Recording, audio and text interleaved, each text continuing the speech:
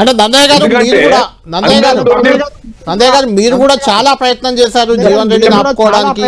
శ్రీధర్ బాబు, లక్ష్మణ్ కుమార్, ఆది శ్రీనివాస్ గారు, వంశీచంద్ర రెడ్డి క్యూ కట్టారు ఆయన ఆపడానికి. కానీ అయినా ఆయన ఆగకుండా వెళ్ళిపోతున్నారు.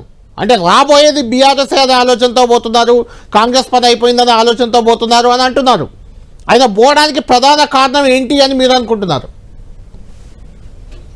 వారు పోవడానికి కారణం ఏంటంటే డాక్టర్ సంజయ్ కుమార్ ఎమ్మెల్యే గారిని పార్టీలోకి తీసుకున్నారు కదా, నాకు చెప్పగా తీసుకున్నారని ఒకటి, వారికి ప్రాధాన్యత ఇస్తున్నారు అనేది రెండో అంశం.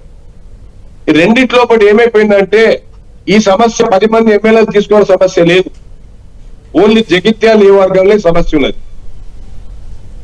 మరి సంజయ్ కుమార్ గారితో మీకు అంటే సంజయ్ కుమార్ గారితో మీ కాంగ్రెస్ నాయకులు, కార్యకర్తలు, సుదీర్ఘకాలం జీవన్ రెడ్డితో ఉన్న మీలాంటి వాళ్ళంతా సంజయ్ కుమార్ గారు అంతా మింగిల్ చేసుకుంటున్నారా? మీ అందరినీ మరి కలిసిపోతున్నారా?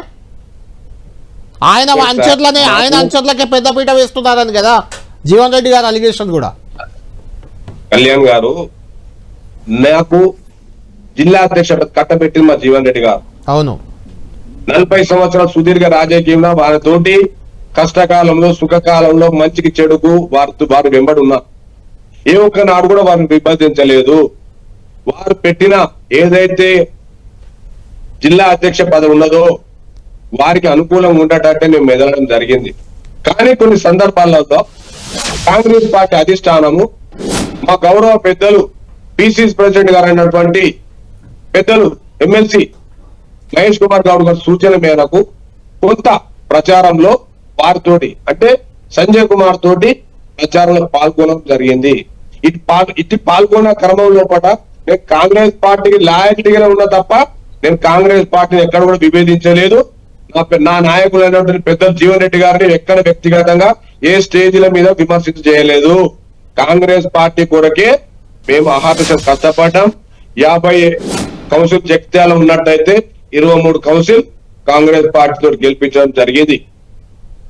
నేను అంటున్న పాయింట్ నందయ్య గారు, సంజయ్ కుమార్ గారు పాత కాంగ్రెస్ లేకుంటే ఆయనతో పాటు వచ్చిన అంచెర్లకు పెద్ద విడ వేస్తున్నారు, కాంగ్రెస్ నేతలను పట్టించుకోవట్లేదు, కాంగ్రెస్ కార్యకర్తలను పట్టించుకోవట్లేదు అనేది జీవన్ రెడ్డి గారి ప్రధాన ఆరోపణ.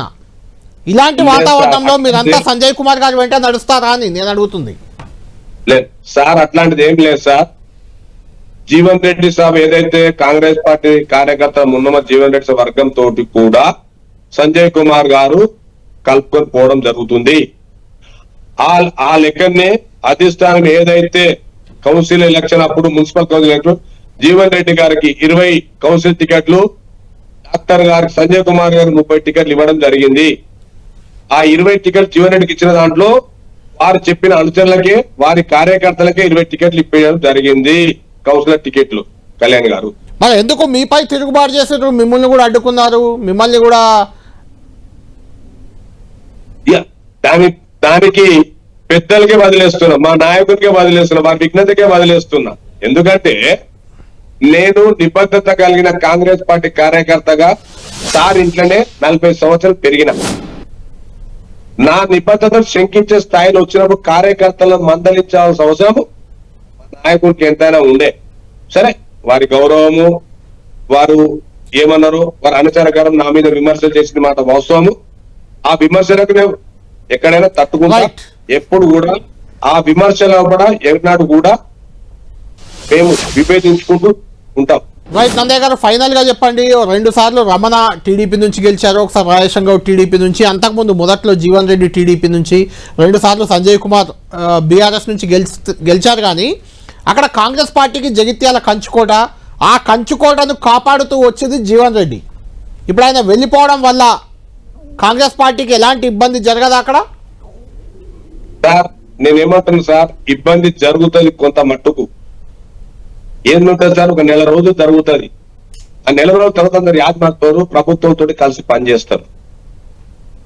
ఎందుకంటున్నానంటే ఎవరైనా కూడా 2 సంవత్సరాలు 9 నెలలు ప్రభుత్వం ఉంటుంది కాబట్టి ప్రభుత్వం వచ్చే లబ్ధి పొందాలి. లబ్ధి అంటే అభివృద్ధి పరంగా ముందుకేనని ఆలోచన ఉంటది కాబట్టి ఏ మాత్రం కూడా కార్యకర్తలు జీవన్ రెడ్డిగా వెళ్ళడానికి సుముఖంగా లేరు.